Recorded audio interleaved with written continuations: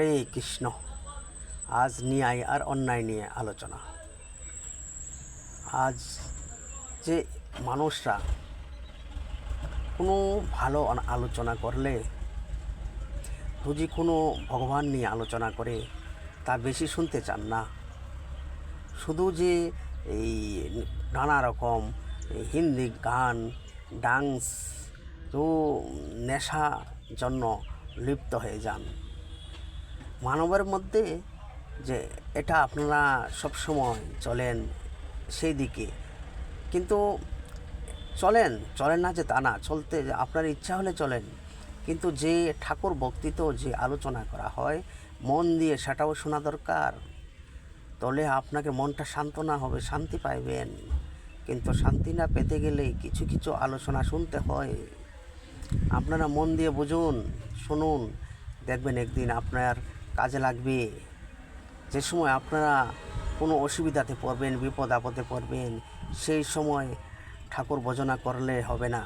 আগের থেকেই ঠাকুর ভক্ত হন, ভগবান ভক্ত হন, ভগবানকে প্রণাম করুন।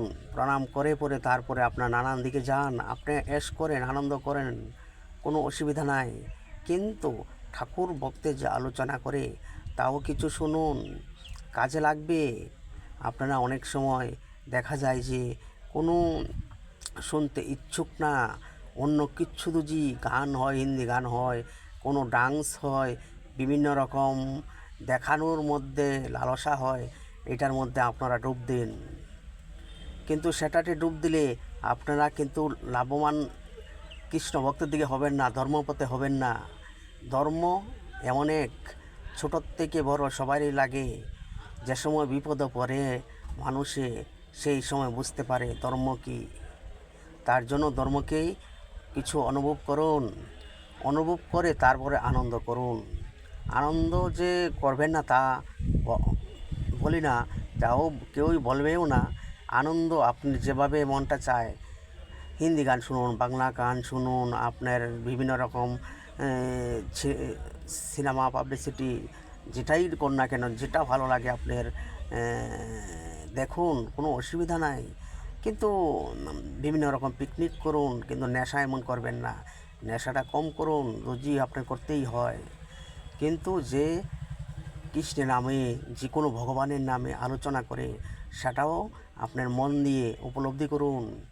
দেখবে এটার মধ্যে আপনার মনটা শান্তি থাকবে।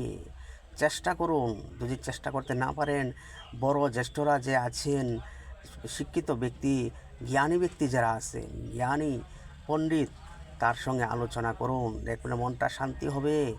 মাঝে মধ্যে মন্দিরে যান, ভগবানকে প্রণাম করেন, দেখবেন মনটা শান্তি থাকবে। তারপরে আনন্দেতে থাকুন, বিভিন্ন দিকে যান, কোনো অসুবিধা নেই। কিন্তু মাঝে মধ্যে ঠাকুরের নামে আলোচনা করুন, ভগবান নিয়ে বিভিন্ন রকম ধর্মের আলোচনা শুনুন, মন্দিরে যান, দেখবেন আনন্দময় হবেন। যে সেদিনই আপনার মনটা আনন্দে হবে। যে সবসময় যদি মাঝে মধ্যে আপনার যাওয়া পরে সেই সময় মনটা খুব আনন্দতে হবে। সেদিন বলবেন একজনে আমাকে বলেছিল, আমি গিয়ে আমায় আনন্দ হয়েছি। তার জন্য আজকালে যে আমাদের দোষ বিভিন্ন রকম বন্ধু থাকে, সেটি আনন্দে যেই যাওয়া হয়, আনন্দে যেভাবে থাকা হয়, কিন্তু সেই আনন্দের মধ্যে ভগবানকে কমই পাওয়া যায়। ভগবানকে পেতে গেলে ঠাকুর, ভগবান, মন্দির দিকে আপনার মনটা যেতে হয়, মন্দিরে গিয়ে প্রণাম করতে হয়। সেই বন্ধু যদি আপনি পান, আপনার এই বন্ধুর থাকলে আপনি চিরদিন সুখে থাকবেন। তার জন্য এতটুকুই বলছি, দেখেন আপনারা এই উপলব্ধি করুন, দেখবেন একদিন কাজও লাগবে।